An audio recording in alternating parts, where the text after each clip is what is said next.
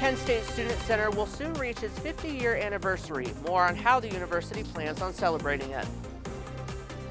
Former advisor to President Donald Trump, Steve Bannon, has been sentenced to jail. The details of the case. NASA is studying unidentified aerial phenomenons, what they are looking for, and what that study used to be called. Were you up past midnight? Taylor Swift fans were with the drop of Swift's 10th album. Find out what happened last night as TV2 News starts right now.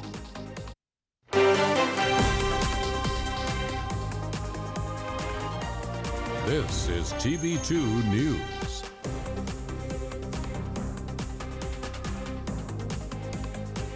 Good evening, Portage County, and thank you for joining us. I'm Anthony Furiga. And I'm Sydney Brown.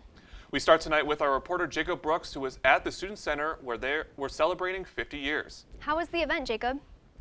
Hi guys, so if you are a student at Kent State, you've probably at least heard of the Student Center, but how much do you know about its history? With the center's 50th anniversary, Student Center officials are taking a look back while looking towards the future.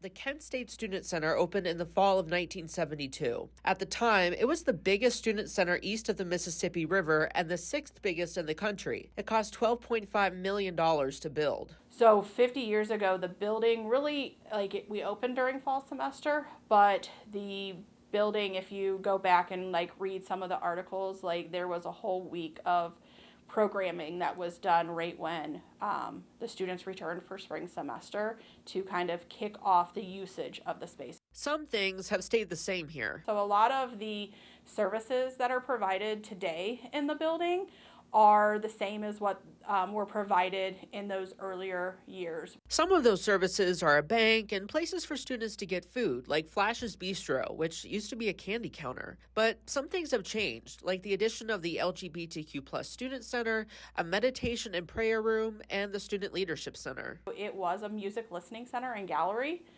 and then it went to a little bit more of a hipstery type of study space, and then it's molded into what the Leadership Center is today. A lot of times I love to get lunch at any of the places. I also like to just kind of do my homework. It's a good place to hang out with friends and just kind of get some work done. The Student Center's changed a lot in the last 50 years, kind of like the dining options at the hub behind me.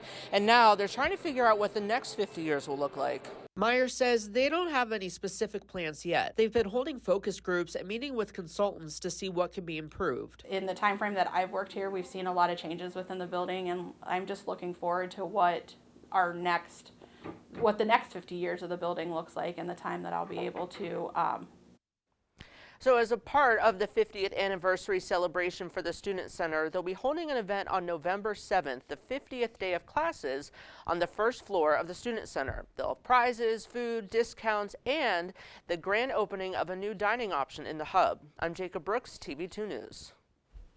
Thank you, Jacob. Kent Interhall Council is back with Sex Week 2022, starting on Monday this week leading up to Halloween. The theme is, It'll Make You Scream. The message is to bring sex education to the student body with open conversations. The whole week is packed with events that encourage being knowledgeable. It goes beyond sex education with personal safety and health events. The Green Dot team and the Flash Activities Board are also helping execute next week's events that kick off on Monday. Some highlight events: Condoms on the K, a drag show, and Sextoberfest. The death of Ethan Liming outside of the I Promise school is reaching some closure. One of the 3 suspects in the case is being convicted for Liming's brutal assault. Police say Liming and 3 other teens drove into the parking lot of the school on June 2nd and started a splatter gun ball fight. Liming was knocked unconscious and was allegedly beaten to death. The first suspect has an 180-day suspended jail sentence, while the other 2 will be tried in court on November 2nd. The body of Miss Raj Unete, a student at Princeton University and a resident from Northeast Ohio, has been found. She was reported to be missing last Friday, and her body was found behind some tennis courts around 1 p.m. on Thursday. An examiner stated that her body did not appear suspicious or criminal in nature. An autopsy will be performed to determine the cause of her death, and the university called her death, quote, an unthinkable tragedy.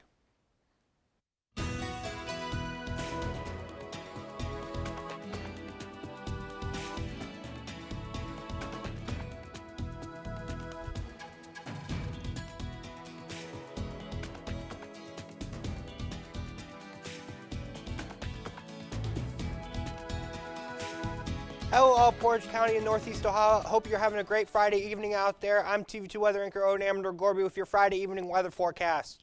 Currently in Kent right now is the sunny skies out there, 64 degrees. Feels like 66 out there though. It is definitely a warm evening. Dew point at 29 degrees. Winds moving north at 13 miles per hour. Humidity at 24% and visibility at 10 miles. It is definitely a great evening out there. Please enjoy this wonderful evening for sure. And as we move through your Northeast Ohio temperatures, we are currently seeing all across our area. We have temperatures in the upper 60s, so even up to 70, like in Sandusky, 70 right there. Mansfield, 76. Kent at 64. Cleveland at 67. It is definitely a beautiful evening out there. And as we look through our hour-by-hour forecast,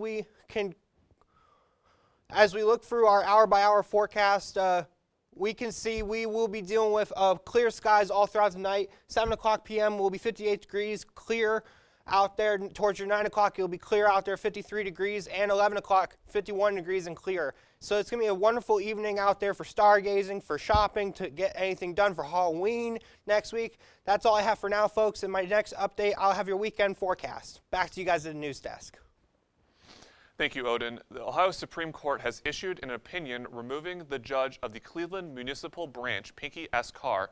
Carr had been serving for more than a decade and has more than 100 cases of reported misconduct.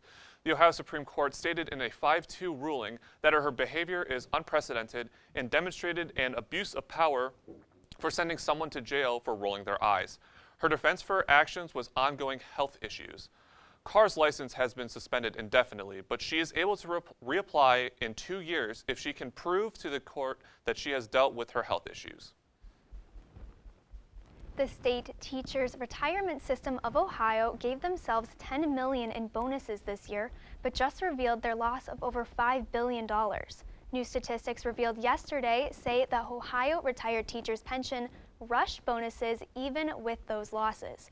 Some retired teachers shared that, quote, the hefty bonuses awarded to investors felt like a slap in the face to retirees who have not received a cost of living adjustment in their pensions for years, end quote. STRS of Ohio has demonstrated any plans to adjust the current pension system, but it is not clear that the retired teachers and current teachers are frustrated. NASA is looking into sky safety and national security, what they are doing, and what to expect from the study. Coming up after the break, why the Supreme Court blocked a suit against Biden's loan forgiveness plan.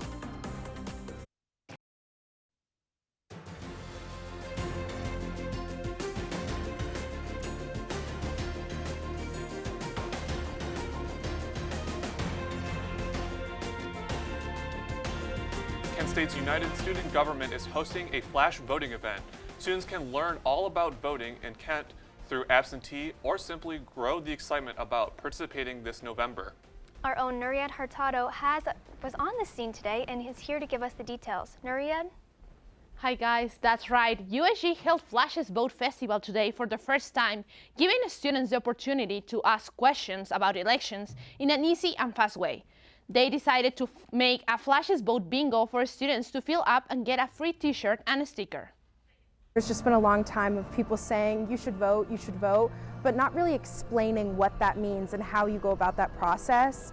And it can be really daunting and no one's really here explaining it. USG invited all students to participate on this event, making it interactive for them to learn the most important information about midterm elections, how to get a ballot and cast their vote. It's so important, especially for young people, to get their voice heard because it is our future. So like voting in the midterm election will affect your life a lot. So I think it's USG says they understand the lack of interest that students might have for midterm elections and push them to let their voices be heard. Reporting for TV2 News from the Franklin Hall studio, I'm Nuried Hurtado. Thank you, Nuried. Now we are going to shift gears into the latest coming out of the White House and what it means for you. TV2's Joe Malbin joins us now with more information. Hi, Joe. Good evening, Portage County. We start off with updates on Biden's student debt forgiveness plan. The Supreme Court blocked a lawsuit to ban President Joe Biden's student debt forgiveness program. The suit was brought up by a Wisconsin taxpayer group, the Brown County Taxpayer Association. Justice Amy Coney Barrett denied the group's appeal to block the debt's forgiveness plan, claiming that the group lacked legal standing to support their suit. Student loan forgiveness, however, will remain under review by the courts and could still potentially be paused. And President Biden's admin is moving to expand the use of medication to treat pregnant women dealing with addiction. The initiative will help train medical officials to treat opioid addiction and offer educational resources on opioid addiction. Medical care that treats opioid uses disorder improves birthing outcomes, which will make it less likely that newborns are born too early. The Biden admin hopes to counter this opioid epidemic. And GOP lawmakers are aiming to set a nationwide Don't Say Gay bill. The bill is modeled after a law passed in Florida prohibiting the teaching of issues pertaining to sexual orientation and gender dysmorphia to children until they reach the 3rd grade. The bill states that no federal taxpayer dollars should fund any organizations that intentionally expose children under 10 to sexually explicit materials. The bill is expected to rally the Republican voter base for the upcoming midterm election. And former advisor to President Donald Trump, Steve Bannon, has been sentenced to 4 months in jail. He was sentenced on Friday after not obeying a subpoena from the congressional probe of the January 6th Capitol riot. Bannon also faces $6,500 worth of fines to pay. He is one of the highest profile figures to be sentenced in relation to the incident on January 6. Reporting live for TV2, I'm Joe Malbin. Back to you guys at the desk.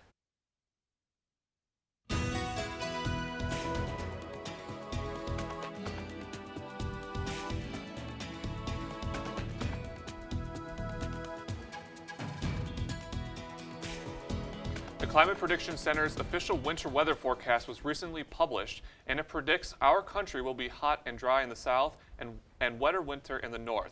However, for us in Ohio, it is equally likely to be dry or wet in the coming months. The predictions were based off of the presence of La Nina, which forecasters said there is a 75% chance it will stick with us in the winter months. And for many states, this winter is looking to be warmer than normal, even in places like the north and western parts of the U.S. And it was a beautiful day outside with some warmer temperatures.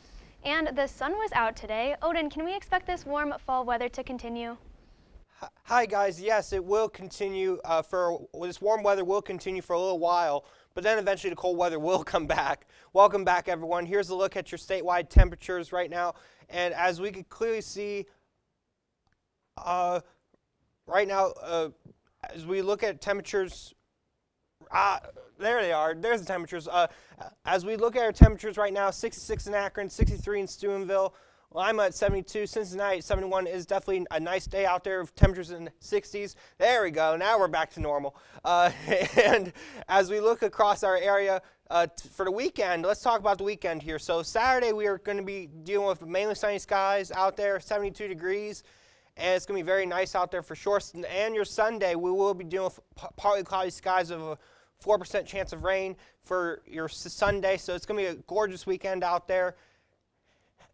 And your 7-day outlook, let's talk about that. Let's see here. We have Saturday and Sunday will be partly cloudy skies and highs up in the 70s. But then towards your Monday, we'll be dealing with some sunny skies. And then Tuesday, we'll deal with some cloudy skies as we head into your Wednesday. We'll start to see some rain showers as the temperatures start to go back down into the 60s. Towards your Thursday, we'll deal with partly cloudy skies, and your Friday with mostly cloudy skies. So it's going to be a very nice week out there with some mixed weather patterns here and there. And that about wraps up my weather forecast for this Friday evening. Enjoy the nice weather this week. Back to you guys at the news desk. A police captain is under investigation for keeping a law enforcement team from entering Robb Elementary School during the Uvalde school shooting. An audio recording revealed Captain Joel Bentoncourt ordered a strike team to wait outside the building for more than 70 minutes. He said he thought a more highly skilled team was on the way and was also not aware of an active shooter was even in the building. Bentoncourt is now one of several officers of the Texas Department of Public Safety to be investigated. NASA has a new study for 16 individuals. They are investigating unidentified aerial phenomenons, or UAPs, or UFOs as they were more commonly known. The team will study data gathered by civilian government entities and commercial data of observations in the sky that cannot be identified. Focusing solely on unclassified data, the hope is for this study to set the foundation for future sky safety and national security. With the resignation of Britain's Prime Minister Liz Truss, there will be a new Prime Minister within the next week, according to Truss in her resignation speech. Conservatives say they want to get a new Prime Minister in as soon as possible. The official responsible for the replacement, Graham Brady, said any candidate needs to get at least 100 nominations by their party's members of parliament by 2 p.m. local time on Monday. Some leading names to potentially replace Truss include Rishi Sunak, Penny Mordaunt, Kemi Badenoch, Boris Johnson, and Grant Shapps. Ukrainian President Vladimir Zelensky is accusing Russia of plotting to blow up a 2-mile dam in the southern part of the nation. The dam's destruction would cause, quote, a large-scale disaster, end quote. The worry comes after the bridge attack in Russia that connected Russia to Crimea. But the dam's destruction could also lead to the water supply being cut off to Russia-held peninsula. The White House stated Thursday that they have evidence Iranian troops are supporting Russian drone attacks on Ukrainian infrastructure and civilians in Crimea. National Security Council spokesman John Kirby said Iran sent a, quote, relatively small number of personnel to assist Russian troops with the operation of Iranian-made drones. The U.S. accused Russia of buying Iranian aerial vehicles to use against Ukraine. Russia and Iran denied such allegations. An Afghanistan couple is speaking out after being without their adopted child for a year now. The baby had been rescued 2 years earlier from the rubble of a U.S. military raid. And U.S. Marine Joshua Mast was assisting in the U.S.'s obligation to return the child to its parents. The Marine was determined to get custody. He sought out alternative methods for adoption through a court in Virginia. They then drafted a birth certificate and granted Mast custody. The couple is calling for the U.S. government to do the right thing and return their child. DC Universe fans have a brand new film hitting theaters today. More on the highly anticipated film Black Adam ahead. Kent State football returns to Dick Stadium with one thing in mind, the wagon wheel. We'll have more on Kent State's rivalry with that school down the road. Now, your TV2 Sports Report.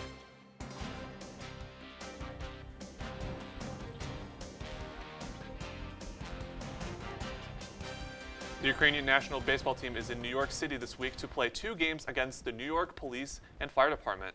The games will raise money for rebuilding the baseball fields that have been destroyed in the Russia-Ukraine conflict. Many players are grateful for the opportunity to play in their first competitive game in over a year, but they are also want to spread awareness that is still happening in their home country. It's a great story and show of unity between Unity and Ukraine. And joining us now for sports is Blake Goloja. Blake, I'm sure you are excited for the Kent-Akron game tomorrow, correct? Oh yeah, it's going to be a great one. Good evening, Portage County. I am Blake Goloja with your TV2 Sports Report. Let's jump right into that Kent State football game. The Golden Flashes will host Akron Saturday for the annual Battle for the Wagon Wheel. This will mark the 52nd meeting between the two, and the Flashes hold a slim lead in the series as they have won the last 3 meetings to boost their overall record to 26, 24, and 1 against the Zips. Kent State is looking to snap a 2-game losing streak, but it won't be easy as Akron's offense is averaging over 300 yards per game.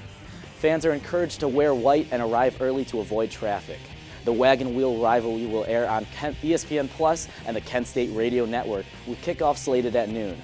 Make sure to follow us on Twitter at TV2KSU Sports for live updates throughout the game. And I believe Kent State will take tomorrow's rivalry game over Akron by a score of 42-28. After falling to Miami and Toledo these past weeks, the Flashes will be looking to turn the momentum going into the rest of the MAC schedule. The 3-headed monster Kent's offense boasts, with running back Marquez Cooper leading the MAC in rushing yards and receivers Dante Cephas and Devontae Walker being 1 and 3 in receiving yards, will have to continue their success in order to knock off the Zips. If the defense steps up to this potent offense like I think they will, we should be keeping the wagon wheel in Kent State for the 4th straight year. And the NBA only had 2 games last night, but they were both nail-biters. First to Wells Fargo Center in Philadelphia as the Milwaukee Bucks visited the 76ers. Little superstar matchup here, James Harden versus Giannis. We're going to start with a great defensive play as Tobias Harris blows by and Giannis says no at the rim. Next one, fourth quarter here. James Harden going to be on offense, knocks it down, spins, fades. He finished with 31 points. Now, fourth quarter here, Grayson Allen is going to drive in, a little snap pass to Giannis, and he's going to throw the hammer down.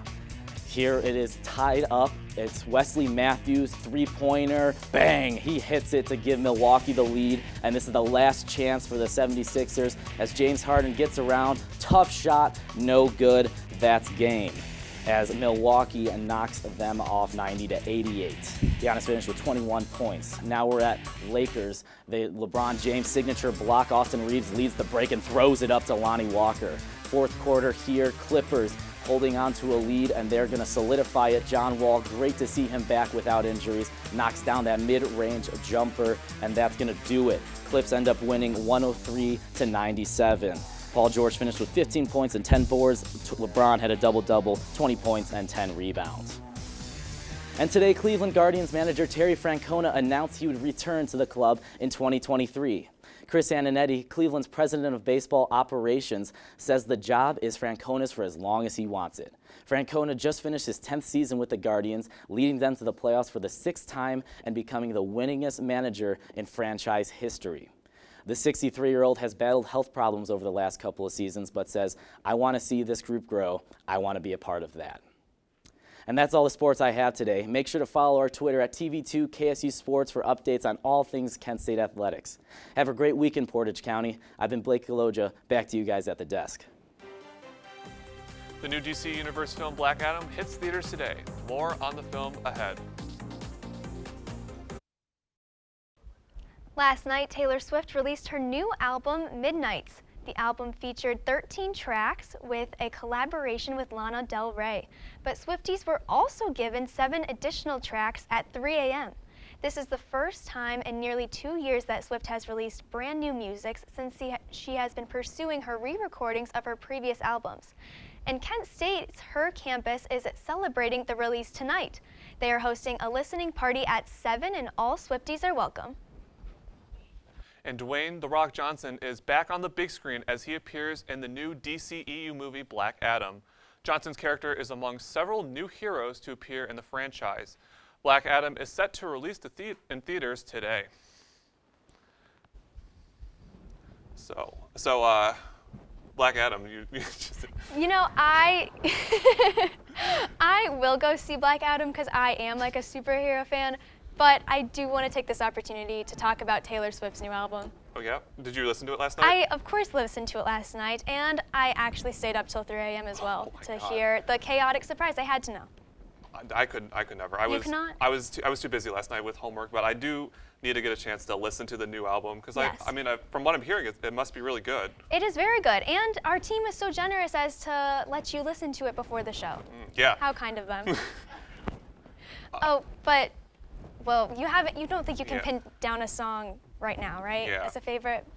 But mine's probably, at the moment, Mastermind, so that's the first one I think you should prioritize to listen to. Mastermind? Well, just as we all know, Taylor Swift is a genius and has been scheming this for so long, so it isn't necessarily about that, but it's just an ironic title. Is there some, Taylor Swift lore I'm not familiar with? Is that what I'm getting at? There is so much, Anthony. You could go down a rabbit hole on TikTok if I send you just a few things. Okay. I will be sure to check that out. And that is all the time that we have for you today. Thank you for joining us. For updates on all these stories and more, visit our website at kentwired.com and follow us on social media at KentWired. I'm Sydney Brown. And I'm Anthony Furiga. Have a great night, Portage County.